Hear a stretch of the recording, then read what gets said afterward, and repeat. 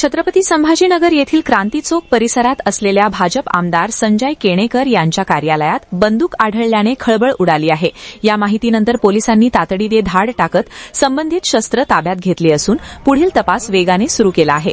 आमदार संजय केणेकर यांच्या क्रांती चौक येथील कार्यालयात एक बंदूक असल्याची माहिती पोलिसांना मिळाली होती। त्यानुसार पोलिसांनी कार्यालयाची झडती घेतली असता तिथे एक बंदूक मिळून आली।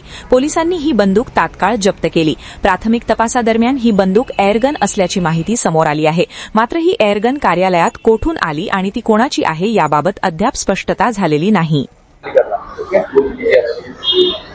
सर, नेमका काय प्रकार होता आणि तपासांती काय समोर आलं?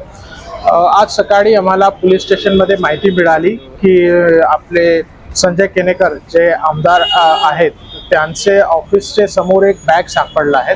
ते बॅगची प्रथमदर्शनीय ओपन केल्यानंतर जे ऑफिस स्टाफ होता त्यांना असं वाटलं की त्यात काहीतरी एक शस्त्रसारखं दिसत आहे।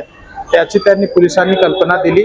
पोलिसांनी इथं प्रतिसाद दिल्यानंतर आम्ही त्याची बेसिक चेकिंग केली तर आम्हाला ते बॅगमध्ये एक एअरगन सारखं पिस्टल दिसत आहे।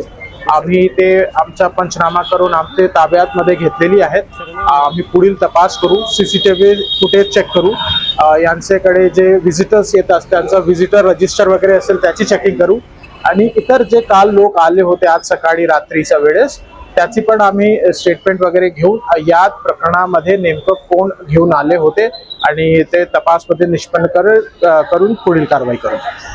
या सगळ्याची तपासणी करण्यात येईल। हा व्यक्ती कोण होता, त्याची पार्श्वभूमी? ही सगळी तपासणीकरिता आम्ही हे सांगितलेलं आहे की CCTV footage, visitor register book आणि इतर जे विटनेस आहेत त्यांचे स्टेटमेंट्स घेणार आहेत आणि त्याप्रमाणे जसं निष्पन्न होतात की नेमकं कोण आहेत हे बॅगचा मालक त्याप्रमाणे आम्ही पुढील कारवाई करू।